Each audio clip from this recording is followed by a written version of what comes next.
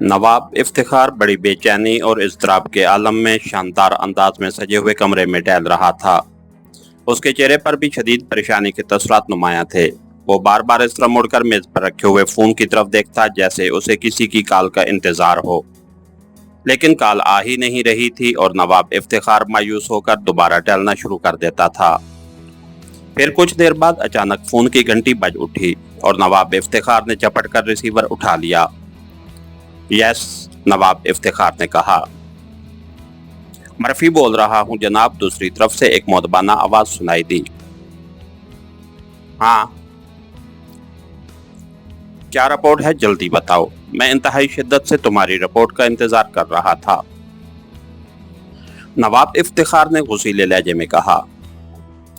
हुक्म की तामील कर दी गई है जनाब, दूसरी तरफ से कहा गया। तो नवाब इफ्तिखार ने बेख्तियार एक तवील सांस लिया। कहाँ था वो, नवाब इफ्तिखार ने पूछा। वो काफिरिस्तान गया हुआ था, वहाँ उसकी एक दोस्त लड़की रहती है और वो अक्सर वहाँ जाता रहता है। मैंने वहाँ मालूमात की तो मैं कन्फर्म हो गया कि वो वहाँ मौजूद है। चुनांचे मैंने वहाँ उसका बंदोबस्त कर दिया और अभी मुझे इत्तला मिली है कि काम हो गया है। अब उसकी लाश यहाँ भिजवाई जा रही है। रोड एक्सीडेंट ज़ाहिर किया गया है, मर्फी ने जवाब दिया। Good show, very good, thank you. तुम्हारा मुआवजा तो तुम्हें मिल ही चुका है, इसके अलावा भी तुम्हें इनाम दिया जाएगा। गुड बाय, नवाब इफ्तिखार ने कहा और रिसीवर रखकर उसने एक बार फिर ऐसा लंबा सांस लिया जैसे उसके कांधों से लाखों टन का वजन उतर गया हो। फिर चंद लम्हे खामोश बैठे रहने के बाद उसने रिसीवर उठाया और तेजी से नंबर डायल करने शुरू कर दिए। मास्टर बोल रहा हूँ, दूसरी तरफ से एक सख्त सी मर्दाना आवाज सुनाई दी। नवाब इफ्तिखार बोल रहा हूँ मास्टर, नवाब इफ्तिखार ने कहा। ओ चीफ, आप हुक्म फरमाइए, दूसरी तरफ से बोलने वाले का लहजा यकलख्त बेहद मुअद्दबाना हो गया। मास्टर फिलिप का खात्मा करा दिया गया है। मुझे रिपोर्ट मिल चुकी है, लेकिन मैं उस मीकाके की सरगर्मियों से भी बाखबर रहना चाहता हूँ और अब ये काम तुमने करना है, नवाब इफ्तिखार ने कहा। जनाब, मीकाके अपने दो साथियों को हलाक कराने के बाद केस छोड़कर वापस चला गया है, दूसरी तरफ से कहा गया तो नवाब इफ्तिखार बेख्तियार उछल पड़ा। क्या कह रहे हो, ऐसा क्यों हुआ? फिलिप ने तो कहा था कि वो पीछे हटने वालों में से नहीं है और फिर मैंने उसे उसकी मर्जी का इंतहाई भारी मुआवजा दिया था, नवाब इफ्तिखार ने गुस्से से भरे हुए लहजे में कहा। मैं क्या कह सकता हूँ जनाब, हो सकता है कि उसे फिलिप की मौत की खबर मिल गई हो और चूंकि उसकी बुकिंग फिलिप ने की थी इसलिए उसने सोचा हो कि उसे मजीद क्या काम करना, इसलिए वो वापस चला गया हो, मास्टर ने जवाब दिया। है, ये तो मामला मेरी तवक्को से ज्यादा खराब होता जा रहा है। अब क्या किया जाए, नवाब इफ्तिखार ने बुड़बुड़ाते हुए कहा। अगर आप नाराज ना हो तो एक अर्ज करूं, दूसरी तरफ से कहा गया तो नवाब इफ्तिखार बेख्तियार चौंक पड़े। हाँ, खुलकर कहो, क्या कहना चाहते हो, नवाब इफ्तिखार ने कहा। नवाब साहब, आप ये कारोबार फरोख्त कर दें, मास्टर ने कहा तो नवाब इफ्तिखार बेख्तियार चौंक पड़ा। फरोख्त कर दूं? कैसे, क्यों और किसको, नवाब इफ्तिखार ने हैरत भरे लहजे में कहा। इसलिए कि इसके पीछे हुकूमत की इंतहाई फाल एजेंसियां काम कर रही हैं। मीकाके जैसा आदमी दो आदमी मरवा कर खौफजदा होकर फरार हो गया है। मुझे इत्तला मिली है कि यहाँ उसका दस्ते रास्टर रहता है जिसका राब्ता उस एजेंसी के चीफ से है और चीफ ने उस रास्टर के जरिए मीकाके को धमकी दी और वो चला गया। ये काम अब आपके बस का नहीं रहा। दूसरी बात यह कि आप इज्जतदार आदमी हैं, अगर आपका नाम इस बिजनेस के सिलसिले में सामने आ गया तो आपकी सारी इज्जत और साख खत्म हो जाएगी, मास्टर ने तफसील से बात करते हुए कहा। तुम्हारी बात तो दुरुस्त है, मार्गरेट की मौत के बाद मुझे वाकई महसूस हो रहा है कि मैं ये काम खुद नहीं चला सकता, लेकिन उसे खरीदेगा कौन? बहुत बड़ा प्रोजेक्ट है। इस वक्त 10 बड़ी बड़ी फैक्ट्रियां हैं, बड़े बड़े गोदाम हैं जो तैयार शुदा माल से भरे हुए हैं, नवाब इफ्तिखार ने कहा।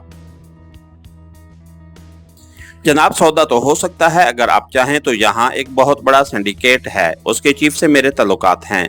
अगर वो सिंडिकेट चाहे तो उसे खरीद भी सकता है और चला भी सकता है, मास्टर ने कहा। ओह, कौन सा सिंडिकेट है, क्या नाम है उसका, कौन है उसका चीफ, नवाब इफ्तिखार ने कहा। जनाब, ये इंतहाई खतरनाक मुजरिम टाइप के लोग हैं। आप मुअज़्ज़ज़ आदमी हैं, आप उनके बारे में जितना कम जानेंगे उतना ही अच्छा होगा। आप सिर्फ बता दें कि आप इन फैक्ट्रियों और इन गोदामों के लिए कितनी रकम मांगते हैं। मैं उनसे बात कर लेता हूं, अगर वो मान गए तो रकम आपको मिल जाएगी और माल और फैक्ट्रियां उनको, इस तरह आपको इस दर्दसरी से भी निजात मिल जाएगी। मास्टर ने कहा, ठीक है, फैक्ट्रियां, माल और बिजनेस तो खरबों का है, लेकिन चलो अब उससे पीछा तो छुड़वाना है। तुम 10 अरब रुपए में सौदा कर लो, तुम्हें भी इनाम मिल जाएगा, नवाब इफ्तिखार ने कहा। जनाब 10 अरब तो शायद हुकूमत के पास हो तो हो, किसी प्राइवेट पार्टी के पास तो नहीं हो सकते। करोड़ों की बात करें, 40, 50, 60 करोड़, बस इतने में सौदा हो सकता है, मास्टर ने कहा। लेकिन इतने का तो माल गोदामों में पड़ा हुआ होगा, फैक्ट्रियां अलहदा हैं, नवाब इफ्तिखार ने कहा। जनाब ये सिंडिकेट फैक्ट्रियां कहाँ चलाते हैं? उन्होंने माल उठाना है और मुल्क से बाहर पार्टी को फरोख्त कर देना है। फैक्ट्रियों की मशीनरी भी फरोख्त हो जानी है। और वैसे जनाब मौजूदा सूरत हाल में तो ये माल और फैक्ट्रियां 1 रुपए की भी नहीं रही। जब माल बिकेगा ही नहीं तो उसकी क्या कीमत हो सकती है, मास्टर ने कहा। ओके, चलो 90 करोड़ में सौदा करा दो, नवाब इफ्तिखार ने एक तवील सांस लेते हुए कहा। मैं बात करके आपको फोन करता हूं जनाब, दूसरी तरफ से कहा गया और नवाब इफ्तिखार ने एक तवील सांस लेते हुए रिसीवर रख दिया। अच्छा भला कारोबार चल रहा था, करोड़ों रुपए का मुनाफा हो रहा था, न जाने ये 4 स्टार्स कहां से टपक पड़े, नॉनसेंस, नवाब इफ्तिखार ने बुड़बुड़ाते हुए कहा। और फिर तकरीबन 1 घंटे बाद फोन की घंटी बज उठी तो नवाब इफ्तिखार ने रिसीवर उठा लिया। यस, नवाब इफ्तिखार बोल रहा हूँ, नवाब इफ्तिखार ने बावकार लहजे में कहा। मास्टर अर्ज कर रहा हूँ जनाब। दूसरी तरफ से मास्टर की मुअद्दबाना आवाज सुनाई दी। हाँ, क्या हुआ, नवाब इफ्तिखार ने कहा। जनाब बड़ी मुश्किल से 80 करोड़ रुपए में सौदा हो गया है, रकम नकद और फौरी मिल सकती है, अगर आप चाहें तो अभी 1 घंटे बाद भी रकम मिल सकती है, मास्टर ने कहा। नकद और फौरी रकम मिल सकती है तो ठीक है, मुझे ये सौदा मंजूर है, 10 लाख रुपए तुम्हें इनाम दे दूंगा, नवाब इफ्तिखार ने रजामंद होते हुए कहा। आपके पास गोदामों की तफसीलात और फैक्ट्रियों की तफसीलात तो होंगी जनाब, मास्टर ने कहा। मेरे पास नहीं है, इस सिलसिले में मुझे अपने नए जनरल मैनेजर माइक को बुलाना पड़ेगा। ये मार्गरेट का खसूसी असिस्टेंट था और वो सब कुछ जानता है, नवाब इफ्तिखार ने कहा। क्या वो दारुल हुकूमत में रहता है, मास्टर ने पूछा।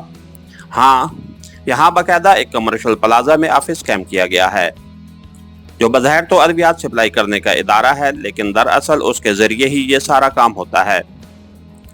अभी तो सप्लाई का काम बंद है, लेकिन फैक्ट्रियों में तो काम मुसलसल जारी है, नवाब इफ्तिखार ने कहा। ठीक है, आप उस आदमी को अपनी कोठी पर बुलवा लें, मैं रकम लेकर पहुंच जाता हूं। आप एक तहरीर दे दें, सिर्फ उस इदारे की हद तक जो कि बज़ाहिर कानूनी ही होगी, बाकी काम सिंडिकेट खुद ही कर लेगा, उसे सिर्फ तफसीलात चाहिए, मास्टर ने कहा। क्या इस सिंडिकेट का कोई आदमी साथ नहीं आएगा? इतनी बड़ी रकम वो तुम्हें दे देंगे, नवाब इफ्तिखार ने हैरत भरे लहजे में कहा। आपके खादम मास्टर की साख है जनाब, दूसरी तरफ से कहा गया। लेकिन इतनी बड़ी रकम मैं अपनी कोठी में तो नहीं रख सकता। मैं तुम्हें अकाउंट नंबर देता हूं, तुम उसे बैंक के इस अकाउंट में जमा कराकर रसीद अपने हमरा ले आओ, नवाब इफ्तिखार ने कहा। ओह, फिर तो ये काम कल हो सकेगा जनाब, अब तो बैंक बंद हो चुके हैं, मास्टर ने कहा। ठीक है, कल हो जाएगा सौदा, नवाब इफ्तिखार ने कहा। तो फिर अकाउंट नंबर और बैंक के बारे में तफसील बता दें, मास्टर ने कहा। तो नवाब इफ्तिखार ने उसे तफसील बता दी। ठीक है जनाब, कल 10 बजे ये काम हो जाएगा। 10 बजे आप अपने आदमी को बुला लें और अपने वकुला से कहकर कागजात मुकम्मल करा लें, मास्टर ने कहा। ये सब हो जाएगा, नवाब इफ्तिखार ने कहा और रिसीवर रख दिया। कम जहां पाक, अब कोई और धंधा सोचना पड़ेगा, नवाब इफ्तिखार ने कहा और कुर्सी से उठकर अंदरूनी दरवाजे की तरफ बढ़ गया। इसके साथ ही हमारी आज के एपिसोड का इख्तिताम हुआ। कहानीगर चैनल को लाइक कीजिए, सब्सक्राइब कीजिए और बेल आइकन को प्रेस कर दीजिए ताकि हर आने वाली नई वीडियो आप तक बर वक्त पहुंच सके। शुक्रिया।